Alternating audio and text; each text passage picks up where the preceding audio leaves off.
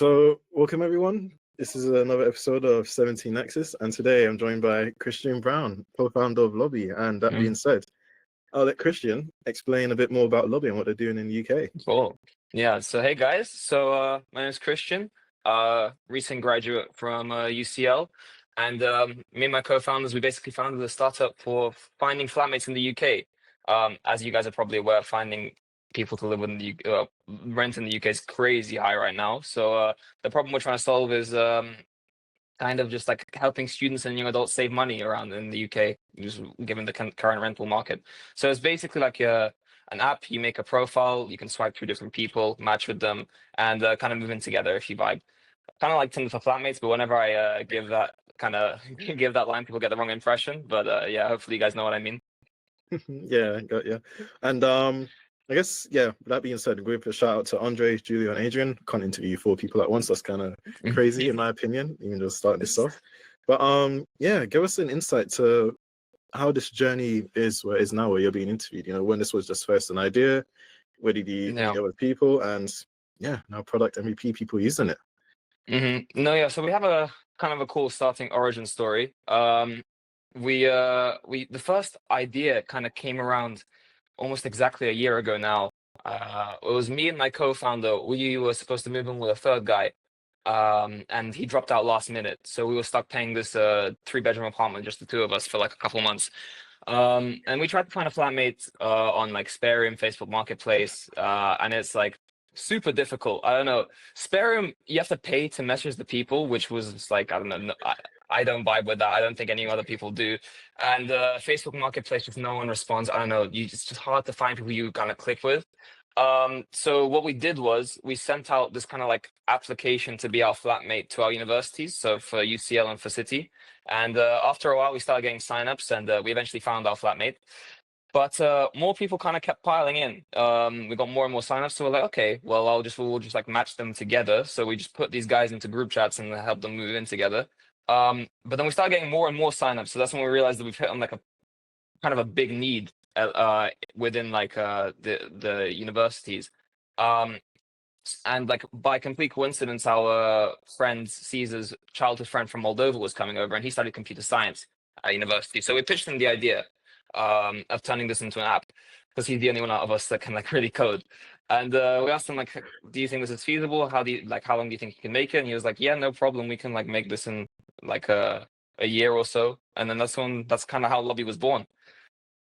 Nice, fair enough. That's great to hear. And yeah, you already touched on the problem there itself in a sense. And probably ask the next question of how many people came onto it within like a few months or so, just you building it out, and you said, you did the whole WhatsApp group chat thing. Yeah. So in terms of like the application bit, when we sent it out to the universities, we had we had 2 separate ones, one for City, one for UCL. Probably got around 20 on each. But the next step after that was, once we realized this is like a real problem, and after speaking to people, we decided to make it into a website and just have the type form on the Loby website. Traffic to that was kind of slow at the start. We would send it out to like different Facebook groups, put it on Reddit, stuff like that. After a while, first like a few months, maybe I think like 100 people we got from January to March. But then what really kind of picked up the pace was we started running meta ads on it, just to kind of get the word out there, and validate the idea while we were trying to get investment, because we could have just sat back and waited for the app to be done, but like it's kind of a waste of time. So we were like, okay, we can either wait, or we can try and like service these get some users and service them, so we have like some kind of metrics to show investors when we get investment. So that's what we did. And I think over the course from January until September, we had 1,500 users sign up to the type form. Yeah, and I guess what we did with those is we tried to validate the business model as well. So after we got this initial influx of users, we were matching them and moving them into places, but we were doing it for free. So we're like, okay, we can test out the business model here, which I should probably explain to people what it is. basically we really wanted to keep the apps free for users. We didn't want to make money off of them because uni students and young adults are already struggling enough to pay for rent. And that was one of the main pain points we had with Spare Room, was the fact that they charged the users. So we had the idea of taking 4% from the landlords after the kind of like a finder's fee after moving tenants into their apartments. So we approached Chesterton's, which actually, funny story, was our building manager of the building we live in. She's close with someone high up in Chesterton, so she got us kind of a meeting with them. And we didn't think it would go anywhere, honestly. Like after the first meeting, like when we had that meeting scheduled, we were like, okay, well, let's give it a shot anyway. But like they gave us a chance and they said, okay, if you can like service some apartments for us, we'll give you 2% and see where it goes. So we started servicing the apartments, moving people into the Chesterton's places. Then we eventually got a contract with them, which is what we have now, which is 2% subject to increase if we service 10 or more of their apartments a month. Oh, yeah. Guess let me go backwards then a bit. So, Christian, were you, I don't know, entrepreneurial in your early teenage years, or is this like your first ever endeavor or swing at it, really? I mean, I've always kind of wanted to do a company, like I think as many people do. But realistically, not really. Like I don't know. I was more of like a nerd in school. I studied theoretical physics at uni. I was just like focused on studies. That was kind of my top priority until last year. Until then it was mainly down the standard route. Okay, go to uni, get these internships, go to like I was trying to go into finance, but like just because like I had I don't know, with theoretical physics you have kind of two routes. You can either be, or three. You can go into research, which is, and that's off the table for me because you have to be insanely smart for that, and like I don't have the facilities for that. Then there's you can go into engineering, which I was passionate about. I kind of really liked engineering. I thought it was really interesting. Or you can go into finance. And then so like those two options, I was like, okay, engineering is really interesting, but it's a lot of work. And finance is, compared to what I was doing in my course, it was really easy and you get paid a lot more. So for me, I was like, okay, I'll choose that route. I did my internship at LSEG, and it was nice. It was good, but it wasn't that interesting. I was like, I didn't really have a passion for it. And as soon as the kind of Loby idea came around, I jumped on that because it was I just felt like it was something I like actually wanted to do, and it's fun, honestly. There we go. Yeah. Yeah. Question then: is there one thing that keeps you up at night so far building out Loby? Okay. I mean, something scary, I guess. Let me think. There was a. It's always hard with marketplaces because you always have to balance the users with the supply and demand. So our users with the apartments.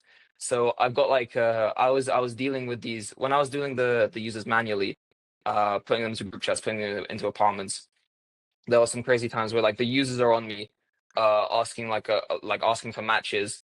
At the same time, Chesterton's is on me saying like, we have this apartment, you need to fill it within this week or whatever. Like, because I guess they're also trying to. If Chesterton's has like an apartment that they want filled, they'll give it to me, and my task is to fill it so I can get the revenue off of that. But at the same time, they're also trying to fill it, so it's kind of like a race of like which one who can fill it faster. And at the same time, the users are also looking for places on Spare Room, so I have to be quicker than both of them. And it's just like, and doing it manually, there was sometimes like I was on my way to the gym or something, like cycling, and then I look at my phone, I get texts saying like that these users are like not going to their viewings, or like they're like they're sending right move apartments, which is like we won't get paid off of that. So like I have to turn around, go back and try and find them new apartments, or like try and call Chesterton's like, where are these like where's your agent, because sometimes the agents don't even show up to the viewings. There's like so many different moving parts. It's like it's really hard manually. That was probably the most stressful, I guess. Interesting. I guess that being said, yeah, it's always an interesting when you're trying to do, I guess, a marketplace solution or providing that solution to users, individuals, right? Yeah. What's one way you think Loby can win or retain people, I'd say our demographic, university students or whatnot? What's going to be that one factor, hopefully Loby now or in the future is going to say, you know what, this is a great app, I'll keep it on my phone every time I need to use it again, I'll do it. What's going to be that one factor for you guys? Well, I'll say firstly, like one thing that kind of is special about Loby in terms of it being a marketplace, which makes it a bit easier, is that the demand side, the users who are looking for apartments, they have a use case without even having supply. So the users, if we don't even have an apartment feed, which we don't right now, they can still match and move in together. So they can still use the app perfectly fine, even if we don't have that supply side fully like decked out. Mm. But in terms of what keeps the users around, I'd say it's we've had like a very strong push into marketing towards specific uni students. So we've partnered with LSE, UCL.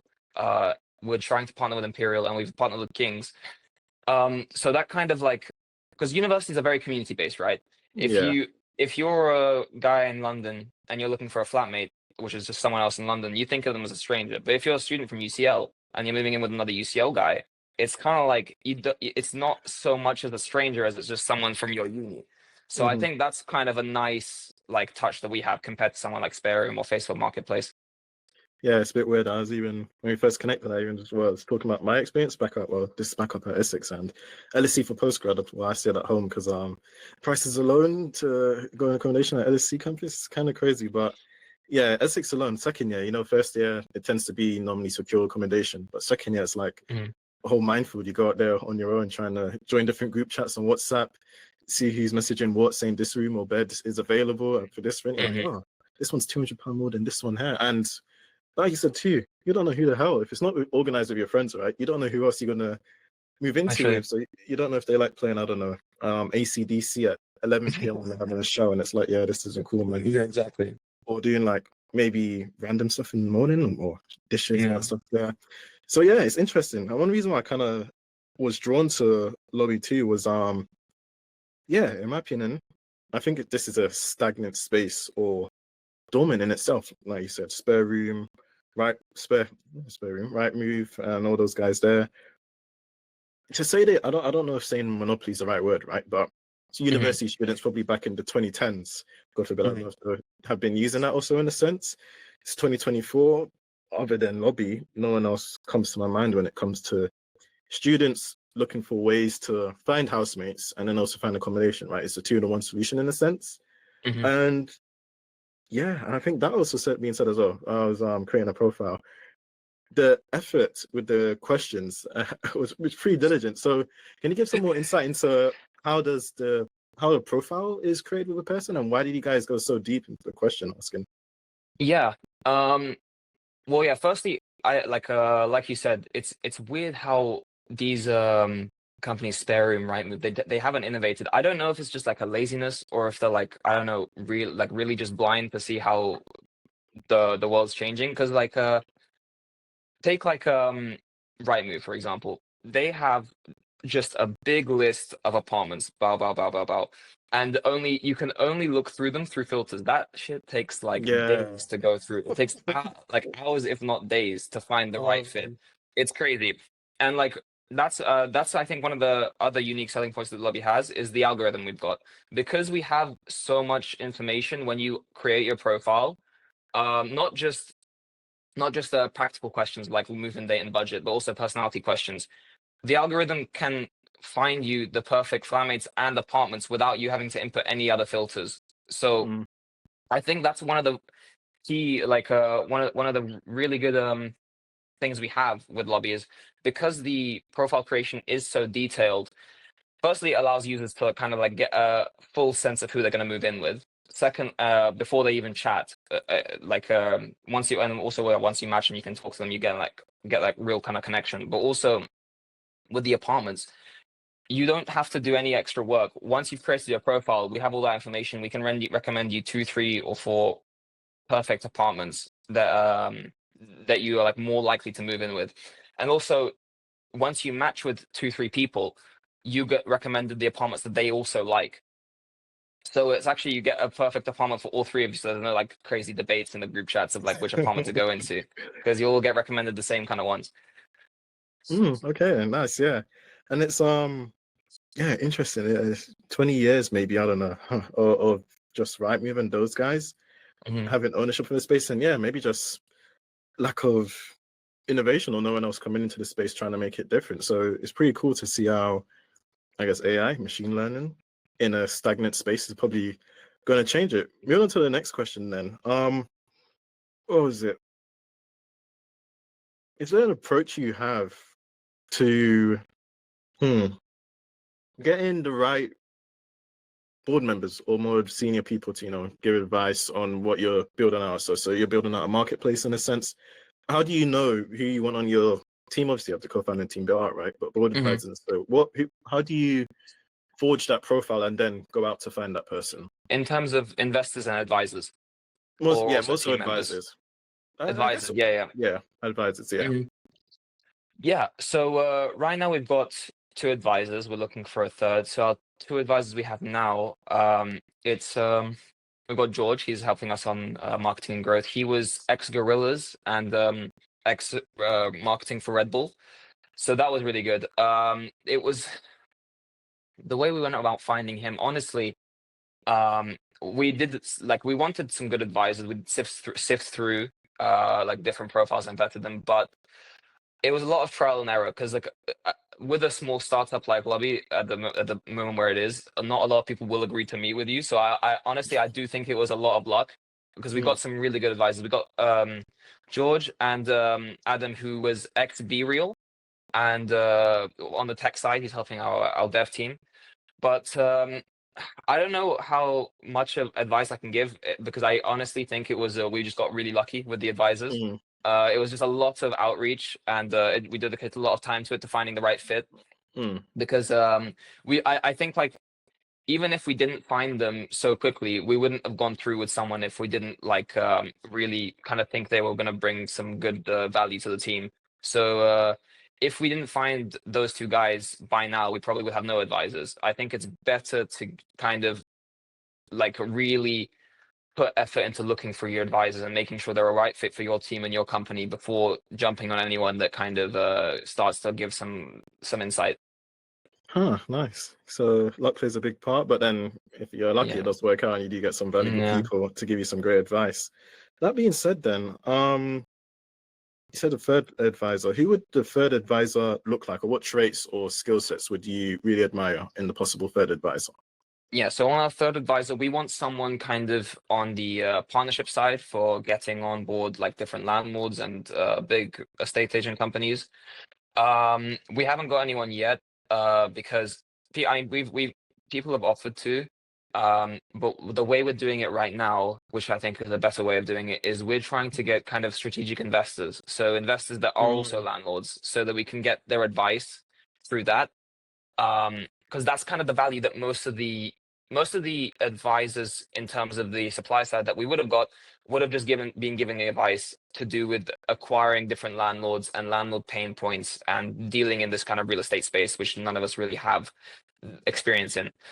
But we can still get that same value by getting these angel investors that are also working in the real estate sector. So it's kind of a 2 for 1. But in terms of our actual supply side advisor, we want someone that's kind of I don't know, that carries weight with their words, if they go into a deal, if we're trying to make a deal with a big company, they would know how to kind of close it or kind of sell Loby to those people. Because I know that dealing with the real estate companies, they will try and haggle you. They will try and get the percentage down. They're going to try a lot of different tactics, which we're not really equipped to deal with yet. So that's kind of what we'd be looking for. Got it. Noted. You touched on a pretty good point there about landlords too. Yeah, Loby seems like it's going to be a great solution for students, young people in their 20s, maybe 30s, studying in London or even across the whole country, right? Landlords, yeah, the supply of properties or rooms themselves come from either estate agencies or entities or landlords. So Loby, a solution for landlords as well? And if so, why would landlords love using Loby? Yeah, actually, good point. So we also have to provide a kind of use case for the landlords, which is what we're working on now. Right now, we're interviewing a bunch of landlords, trying to find out their pain points, trying to find out how we can provide different values and features to accommodate them.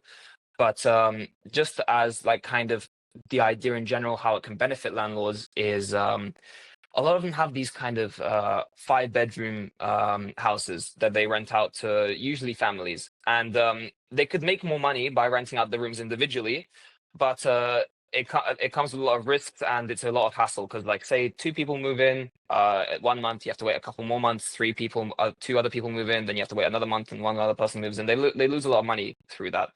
So what we can provide through Loby is we can provide 5 users all matched together, pre-referenced, packaged up, all on the same contract, and they move in at the same time. So we can actually maximize their profits for these kind of 5-bedroom, 4-bedroom houses that are usually hard to rent out.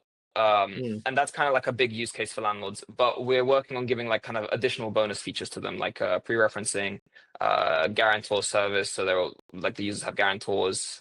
Some other stuff like that, but we're still working on kind of picking the features that will like work on those main pain points. Well, that's an interesting one, yeah. Even when, as a student, you go to these places, like, damn, there's 4 beds, 5 beds here, and it's like landlords got a lot of space. And again, yeah, what's interesting is sometimes the time, if you when I was back at Essex too, it was honestly a 4-bed place. One of the beds never got furnished already, so in actuality, it was a 3-bed place. That third one, we just threw storage stuff there. And we were supposed to have a third person join as well, complete stranger. Me and the other guy never knew about. Well, name before till they came, right? Funny enough, they never came. They dropped out too. So rent for a 4-bed place was dropped down to 2 people. So one WhatsApp going back and forth with the landlords. Either way, I guess we still have to stick with it because we signed the tenancy agreements and stuff. But yeah, it's interesting how even with conversation that I had back in those days as well, back in university, undergrad as well, how long sometimes it takes for landlords to fill up the rooms. And it's so weird because the landlord's trying to fill up the room before the next semester or year kicks off, right? And there's hundreds of students moving into second year or third year still trying to find a room. And it's like, damn. Well, again, it comes back to the marketplace thing, right? Yeah, but that's it's crazy. kind of like what we're trying to do, because we can't build more houses as a solution to like the housing problem. That's like not feasible. What we can do is kind of like make people live more efficiently. So like in these 5-bedroom houses, like there'd be like 3, I don't know, 4 people families living in there, and they'd have like a spare guest bedroom or something. If we just have all these people living more efficiently with people they actually like and they get along with, I think it's like a nice solution to this kind of housing price hike that's happening right now. And it's interesting, yeah. I remember reading Daniel Kahneman's book, Thinking Fast and Slow. I think it was like page 30 or something. And I'm paraphrasing here, but we even spoke about it as well in our earlier intro call. Human laziness is a currency, and if you can tap into that, then in a weird way, the world's your oyster, right? And exactly. It's funny, even the past 20 years, it's 2024 now, say ever since 2000 to now, and maybe the older ones listening will probably say, hey, it hasn't really changed since the 90s or 80s. The process of a student, just the whole life cycle or the journey of moving from first year or whatever year, going in to find a new accommodation, energy and time is expended from them a lot. And summertime is supposed to be like a break from exams, you finished all that, yada, yada, yada. Come September, it's like, stress begins, because especially if you're an international student, I'm guessing, right? It's like, hey, time to go back to Exeter or Manchester. Crap, I didn't really sort out the tenancy thing before I left. And they developed that practice maybe where international students, before they leave and before the first year finishes, they get straight onto the property game to provide them more assurance for next year, right?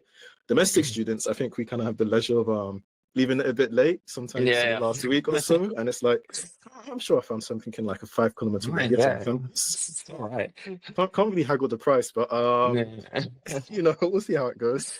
That's interesting, yeah. Because when I look back on my individual journey of using Rightmove and all these platforms here, download an app, the filter thing, user interface is ugly. I don't think it's changed ever since. Maybe I haven't looked at it in a long time. You got to put in the price, all this stuff, and there's no user profile creation. And even if you do find a house, dodgy interesting pictures, you never know really who's already shown interest or like is occupying the space, right? And again, you only really meet the person, A, if the landlord connects you on WhatsApp together, or B, you just show up on the first day and it's like, hey, yeah, I'm your new roommate for 19 months. They're so in the dark about all this stuff in the current platforms. Yeah, they have no information to go off of. It's just basically guesswork. It literally is, which is interesting. It's been like that for so many years. I guess the next one is more of a visionary thing. So it depends on how you want to take out here, but I'm gonna probably toss it as the next 5 years for Loby. Damn, year 1, year 2, 3, 4, 5. What does that look like? 5 years times for Loby. Oh wow. Yeah, I mean, like, I guess right now it's really up in the air, but we have some ideas, obviously, like pipe dreams. But I think, well, we want to. Right now, we're only operating. We have apartments in London. We want to move UK wide. Probably, we're gonna choose metrics to kind of figure out which cities to target. What those metrics will be, we don't know yet. We haven't thought about it, but we go about it in like kind of an analytical approach. I assume we target UK. I mean, university cities around London, Bath, Bristol, etc.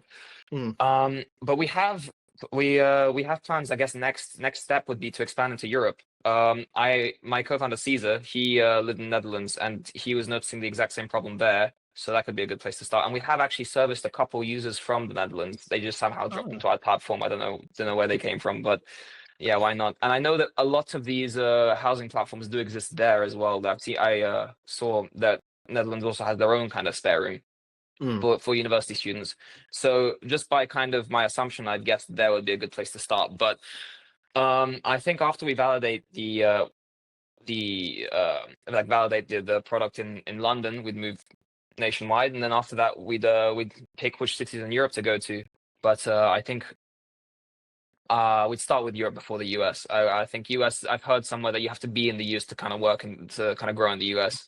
I'm not sure of how true that is, but I don't know. US, it comes with firstly a lot of costs, and it's a very tough market to like kind of go into.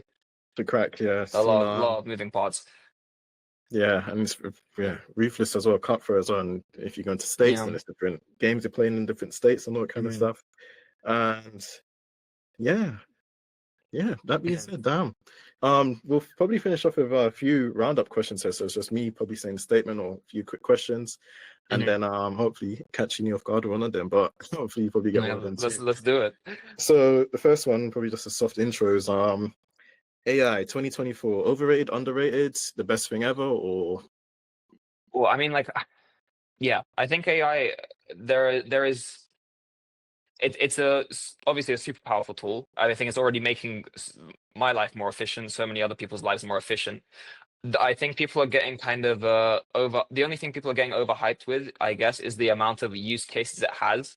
It can be used for so much. So I think everyone's jumping on every kind of little niche thing that AI could be used for, which I don't know if it's necessarily a bad thing. I think like AI can be used in so many different areas that maybe it is valid to kind of apply it to everything. It's just I don't know if there's an oversaturation of startups that have AI in them, but I guess we'll see. I think it's we're going to see a lot more kind of AI in the next couple of years. I think it's a very useful tool. Yeah. And that means in terms of how many startups survive using AI, I'm not sure, but it's definitely going to be like widely utilized. I was going to add on there as well. Wouldn't be surprised the future startups always throw in AI on their pitch decks when they're raising and probably get another. I mean, investors love it. Yeah. Weirdly enough, yeah, if it's used correctly too, and like you said too as well, maybe the more renowned or seasoned angel investors were okay, cool. You have AI, but how are you really using it to either differentiate what you're providing or building out? And if it doesn't do it, then it doesn't really work out. I don't know. A lot of these AI companies, I don't know why they can't kind of be replicated by someone else using the exact same thing. If you're just slapping AI onto like a chatbot, I don't know how someone else can't do the same. But regardless, AI could be used in that scenario. I just don't know what kind of the unique selling point for some of these startups is. Yeah, only time will tell. And again, yeah, if you survive, then obviously you're doing some great distraction. And yeah, we'll see. The next one is probably an advice or insight. Probably, yeah. Say you're in your 20s, or first in our 20s, and you have an idea, and it's like, well, can't really. Well, maybe you can be a solo founder, solo entrepreneur, but that's a debate for another day, right? You have someone in their 20s who's kind of on the edge, Christian, and I guess before you start this, I don't know, it was an idea, you're talking to people, and then action becomes this now, right? What piece of advice or insight would you give to that other person in their 20s? He's like, I've always thought of this, but like the confidence or don't have the technical skills. Yeah. Okay. I mean, like, if you have the idea already, I think first thing you need to do, firstly, just start doing something. Don't just like wait and kind of like say I need to wait for the right time. I'll wait till like I can maybe for my exams to finish or something. No, like I did it and I started Lobby in my final year. I was super stressed out with exams, but you just have to go and start something. If regardless if you like stop watching TikTok for like an hour a day or something like that, just go like start doing something. The first step, I guess, is just I don't know, what did we start doing first? We just random stuff, even if it's the wrong thing. First thing we did was make a pitch deck, even though like we had nothing yet. Like and like yeah, looking back, that's stupid, but like you kind of slowly learn, okay, this is dumb, let me do this instead. Like, okay, let's try this thing, let's try that. We got like a logo before we had like anything, like a front-end developer. So like just start doing stuff to make it like real. If it's just all in your head, it's gonna stay there and eventually you'll like forget it. Just at least just try out different stuff, a lot of research. Just don't kind of keep it in the idea phase, even if it does seem stupid at first. I'd agree with that as well. It's funny. This year, one of probably the best books I read, Rick Rubin, Creative Way of Being, second to J.D. Rockefeller's book, though, basically said, I guess the whole takeaway from the book is, look, there's 8 billion people in the world. There's a good chance someone in Hong Kong or whatever has the same idea as you, right? The only differentiating factor is execution, just showing up and trying to build out. And you say that to you guys are, your team's building out this. And I saw 17 Nexus, even creating the logo was a pretty fun, intensive thing. But that being said too, one thing I did do deliberately was so yeah, podcasts, you know, there's 20VC and there's also This Week in Startups, Jason Cao. For those listening, Jason Cao, one of the best angel investors, 4,000 return on Uber, but he sold his own media company, right? This is tangible, I think it's relevant. He sold his media company for north of 30 million or so, if I'm correct. Jason, if you're listening to this, I might be wrong, so I don't know, but yeah. But I'm going to paraphrase from your book. The founders of Twitter invited him for a coffee, right? And he wanted them to be his investors. And he cooks them saying, look, you want everyone to be able to tweet and become a journalist. You're ruining the journaling media space. This is not how journalism works. And he says, looking back on that, one of the worst decisions ever. I should have just closed my eyes and trusted them. And it's funny because the point there as well, I guess it's weird. One of the ways where I bring up Jason Caldo is he also does his own. He could work in the VC space, but he doesn't. He decides to still do angel investing and has a great startup podcast called This Week in Startups, north of 2,000 episodes. And I think High Sevens is the same thing as well. But for the inspiration, I guess, hope that 17 Nexus could be something. It's weird. You can go on Apple Podcasts, right? And you can go to the oldest videos, filter it for oldest videos. So you see the first ever one they did. Harry Stebbins' 20VC was back in 2014. This Week in Startups was way back too. And instead of listening to the latest episodes that came out last week or whatever, I've gone up to like episode 50 of 20VC through the old list rank. Some start. Yeah. No, nice. That's good. Yeah. And it's funny because he was I think so far he's back then he was stuck on the idea of 20VC being 20-minute podcasts with some of the best in the VC space, right? Now this guy does like hour talks. But no, I agree. You know, you only can spend so long in the idea space. The next part is just trying and just seeing what. How was the difference between the old podcasts and the new ones for Harry Stebbins? Is like was he the same? Was he worse? Like what was it like? His interviewing skills have definitely 100x. I would say, Harry, if you're listening to this too, you should listen back to your old episodes. But yeah, all the great people on his early podcast, I'm like, damn, how did he get them? He even had Jason Cao on it as well. No way. And crazy. What show was that? That was like one of the first 50. Wow, good job, Harry. Back in 2014. But yeah, it's one thing about persisting, right? You know, if you want to get that partnership episode, just cold email in and stuff. And it's something I'm learning too. They called me emailing once on LinkedIn. It's like, well, hey, I have 4 more chances now to email you again and again and still be annoying. And I might have to get LinkedIn Premium now. So LinkedIn, you might make money from me, which is unfortunate. But it's funny to even, God forbid, I'm probably showing it here now. When I first started 17 Nexus 5, friends of mine followed. I had the audacity to DM startups that already were in Series A raising, right? I'm like, hey, nice. Trying to build out this podcast thing. You get blanked instantly. And yeah, funny enough, I think ego or pride, to what degree I have that. I don't know. I'm like, damn, they didn't respond to me in like 2 days. Should I stop? No, yeah, but like, you quickly get used to just getting aired. It's like, that's part of it. Yeah, you just got to persist. And yeah, the questions he was asking back then, very structured. Did have some, I'm not cooking Harry here, but you know, inspiration, but creativity here and there. And Very One of the deliberate. funniest stories Loby has, I think, is at our very start. I think this was like when we first had the website with the Typeform going, and we were trying to get users. Around that time, we were posting on different group chats and Reddits. We would go on Spare Room, and we would go on Spare Room. We'd message people saying, "Hey, if you're looking for a flatmate, go to this website. It's like Loby." And we'd message people, like tons of people, like hundreds. And then we'd get our accounts banned. We'd make new accounts, do the same thing. Eventually, we all got IP banned, but like permanently banned from Spare Room. And then we had the audacity to message Sperm asking for a partnership. The COO emailed back saying that he's gonna like take legal action if we keep. Firstly, said like absolutely no, like guys, fuck off, and said that he'll take legal action if we keep like going into their making accounts and like trying to take their users. So yeah, that email's framed right now from the apartment. Love that. But I'm not gonna lie though, being in your 20s and getting blacklisted by those guys is definitely a rare achievement. So on into that one. Yeah, That's crazy. But no, that's part of the journey too. Just being experimental. If an idea doesn't work, drop it. Try a new one to help build it out. yeah.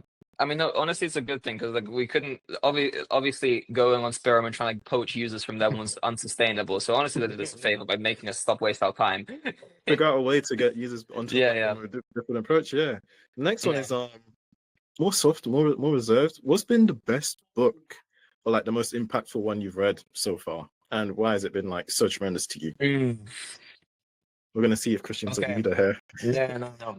Okay, I mean it's nothing to do with startups or anything, but my favorite book of all time is probably Elegant Universe by Brian Greene. It's a physics book, so it's on string theory. Wow. I have like a whole like page of notes on it, but basically I don't know. It takes you through the universe from how it's like it takes you through the different discoveries from like Einstein's time up until the what's happening in string theory now.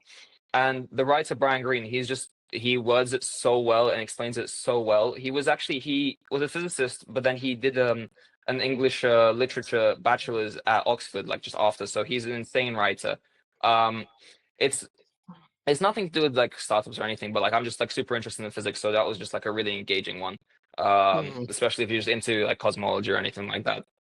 Wow, fair enough. We'll definitely see if this person can sway me into reading a bit of physics. Highly recommended. I love that. And the last question then, let's think of a grand last one. We already kind of had one in the intro course. I'm going to try to do a spin-off from there. Give me some time here, Christian. This is not even on the script.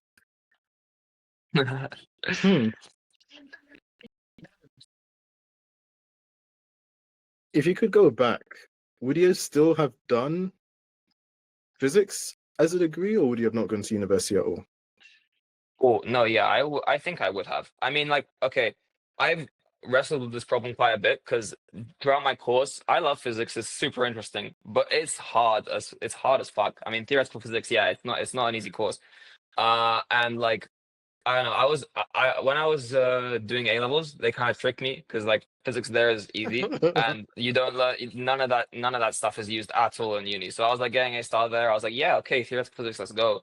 Like first 2 years of my uni were online because of COVID. So obviously, I don't study and I go do those online exams. Like, okay, I'll just like look up the answers. Then like third year hit me like a ton of bricks. I was like, God damn, I've been like, I'm like so behind. But no, there is a lot of skills that are like transferable. I mean, one thing I would change, I would still do theoretical physics. Like it's like kind of like a passion I have. One thing I would change is I would just take more of the computer science modules, more of the Python modules. My biggest regret probably in life is that there was one machine learning module and I didn't take it because I took the easier module because like I don't know, I just thought like yeah, easy grade there, but like that's one thing I should have changed because I don't know. I think the most useful skills you can have, at least for what I want to do, is coding knowledge and data analytics and like kind of just the general math. So theoretical physics provides both, like two of them, and it can provide the third one if you take the relevant courses. So I think like I would have just tailored my course more to what I wanted to do in the future, but at the time I just didn't know what I wanted to do. So yeah. Perfect. No, excellent. I guess that being said, that's gonna wrap up this episode here with Christian. Christian, if people want to reach out to you or find out more about Loby, what's the best way for them to do that? Or Yeah. find out your banners too. So on LinkedIn, Christian Brown, the Loby websites, loby.uk, and obviously Loby on App Store. If you want to reach out, feel free. If you're not any angel investors, hit me up. I'll put these links as well in the show notes and captions. But yeah, that's pretty much it. Thanks again, Christian, and everyone. Have a good day. Yeah. Thank you. See you guys.